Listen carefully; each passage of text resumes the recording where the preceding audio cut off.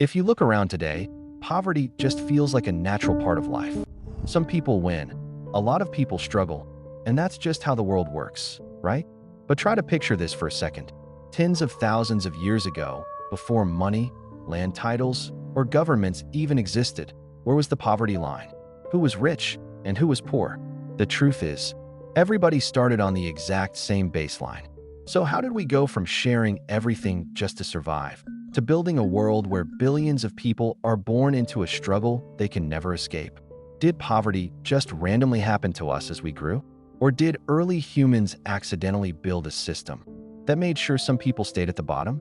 Let's trace it back to where it all went wrong. To figure out where the world went wrong, we have to look at how we lived for 95% of human history. Picture a tribe of 30 hunter-gatherers walking across the African savanna. 30,000 years ago, no bank accounts, no title deeds, no security guards. If you asked a tribal elder back then, who is the richest person here? They wouldn't even understand the question. Why? Because back then, wealth wasn't something you accumulated. It was something you consumed. Immediately. Anthropologists call this an immediate return system. You hunt a mammoth today, you eat today. You don't hoard 50 pounds of meat in a refrigerator because refrigerators don't exist. And carrying 50 pounds of rotting meat while fleeing a saber-toothed tiger is a death sentence. Therefore, in a nomadic world, heavy possessions weren't status symbols, they were liabilities. But that created a fascinating side effect that most history textbooks completely gloss over. Poverty was physically impossible. Think about it. If no single person can physically carry or store more than anyone else, nobody can accumulate a massive surplus. And if nobody has a surplus, nobody can hoard power over the group. If someone tried to hoard the food, the rest of the tribe had a very simple response. They either forced them to share it, left them behind, or exiled them. Survival depended 100% on radical, enforced equality. But this way of life had one massive flaw. It didn't scale. When winter hit hard, or droughts dried up the river, everyone suffered together. Nature was an unpredictable, brutal ruler. Humans didn't want to live at the mercy of the weather forever. Therefore, roughly 12,000 years ago, in a fertile strip of land in the Middle East, our ancestors made a choice. A choice that felt like the smartest decision in human history. They stopped chasing wild animals and planted a seed. On the surface, it looked like a total victory. No more running from predators. No more wondering where your next meal was coming from. Grain could be harvested, dried, and stored in granaries for months, even years. Humans had finally solved the problem of unpredictable hunger. But in solving that one problem, we accidentally unlocked something far more dangerous. Therefore, for the first time in human existence, two completely new concepts were born: surplus and storage. And the moment you can store food, you create a brand new question humanity had never asked before. Who gets to guard the granary?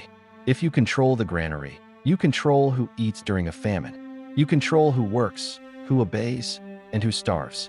The person holding the key to the food surplus wasn't just another hunter anymore.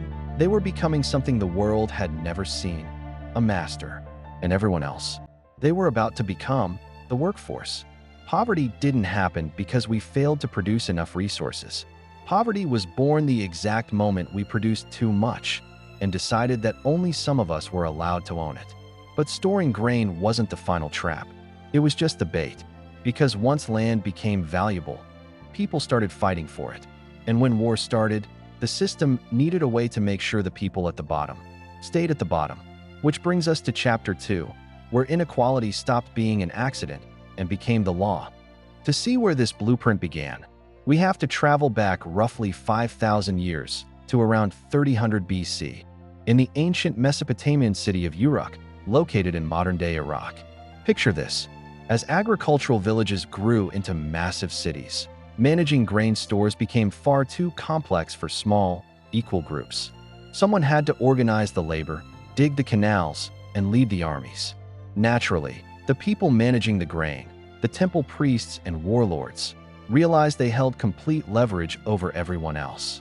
Therefore, humanity created something brand new: the absolute ruler. The early Sumerian kings, known as Lugal, literally translating to big man, did something incredible. They didn't just claim they owned the grain. They claim the gods gave it to them. Think about how powerful that psychological move was. If you challenged a hunter-gatherer chief, it was just a fight between two men. But if you challenged the king, you were fighting God himself. But people weren't stupid. They fought back right from the start. Clay tablets dating back to 2350 BC show that in the city of Lagash, citizens revolted against corrupt priests who were seizing land, taxing funerals, and charging people just to draw water from the river. A ruler named Urukagina was forced to pass the world's first recorded anti-corruption laws to stop the elite from robbing the poor. Yet, rebellions weren't enough to stop the machine. Rulers realized they needed something even stronger than religion to lock people at the bottom. They needed the written law, codifying poverty into law. Around 1750 BC, King Hammurabi of Babylon carved 282 laws onto a massive black stone pillar. On the surface, it looked like justice. But if you read the actual text, Hammurabi did something devastating. He divided human beings into three distinct legal classes: the Alam, the wealthy elite and nobility; the Mushkinim, the free commoners and working poor; the Wardam, the enslaved. If an Alam blinded another noble, he lost an eye for an eye. But if an Alam blinded a poor commoner, he didn't lose an eye, he simply paid a small fine in silver. And if a Mushkinim couldn't pay his debts to a rich man, the law allowed him to be stripped of his land and forced into legal slavery. For the first time in human history, your value under the law was determined by how much property you owned. Poverty was no longer just a bad harvest, it was legally enforced. But storing grain and writing laws still wasn't enough. Moving heavy wheat across hundreds of miles to pay armies was too slow. Rulers needed a way to extract wealth from everyone, everywhere, instantly. Therefore, around 600 BC, in the ancient kingdom of Lydia, rulers created standardized metal coins. Most people assume money was invented so ordinary people could trade easily. But history tells a completely different story. Money was popularized by kings to run empires and collect taxes. The system worked like a trap. The king mints metal coins. The king demands every citizen pay him taxes, only in those coins. To get those coins, you are forced to work for the king's landowners or sell your labor in his markets. In one move, basic human survival was tied directly to a coin created by the state. You couldn't just live on the land anymore. You had to pay to exist on it. So why does any of this 5,000-year-old history matter to you right now? Which brings us to Chapter 3, how you are still paying rent to live on the planet you were born on. Look around you. Today, we like to tell ourselves that we live in a completely different universe than ancient Sumer or Babylon. We have smartphones, electric cars, artificial intelligence, and space travel. But ask yourself this one fundamental question. When did living on Earth become something you have to pay rent for? Think about the sheer absurdity of it. You were born onto a planet created by nature. You didn't request to be here, you simply arrived. Yet, the moment you open your eyes in the modern world, every single square inch of land has a fence around it. Every body of water is owned. Every natural resource is locked behind a price tag. To simply exist, to put a roof over your head, to drink clean water, to eat food grown from the earth, you have to buy back your right to live from a system that claimed ownership over everything, long before you were even born. If you don't have money, you aren't even legally allowed to stand anywhere on this planet without trespassing. And how do you get that money? By selling your time, your energy, and your life force, right back to the modern granary keepers. And here is the ultimate plot twist of the entire human story. We live in a world that has already solved the physical problem of poverty. Let that sink in. We currently produce enough food globally to feed 10 billion people, yet nearly 800 million people go to bed starving every single night. In major cities across the globe, vacant homes owned by real estate conglomerates outnumber homeless human beings by staggering margins. Our technology generates more raw material abundance today than every ancient empire combined could have dreamed of in 1,000 lifetimes. Therefore, poverty in the modern world is no longer a problem of scarcity. Nature isn't starving us. The weather isn't denying us shelter. Poverty today is an artificial gate.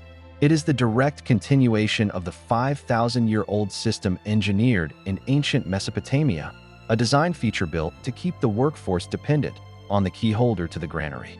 We treat poverty as if it's a personal failure, telling people, you just didn't work hard enough. But when a system is engineered around locked granaries, it doesn't matter how hard everyone works. The rules dictate that some people must stay at the bottom just to keep the machine running. So, where does that leave us?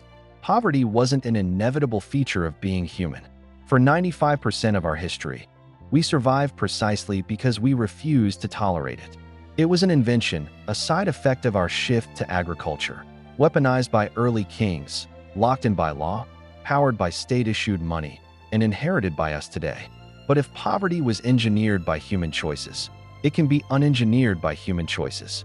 We already have the food, the technology, and the resources to guarantee a baseline of human dignity for every single person on Earth. The only question left is simple. Will we keep paying rent just to exist on our own planet? Or will we finally build a system that belongs to everyone again?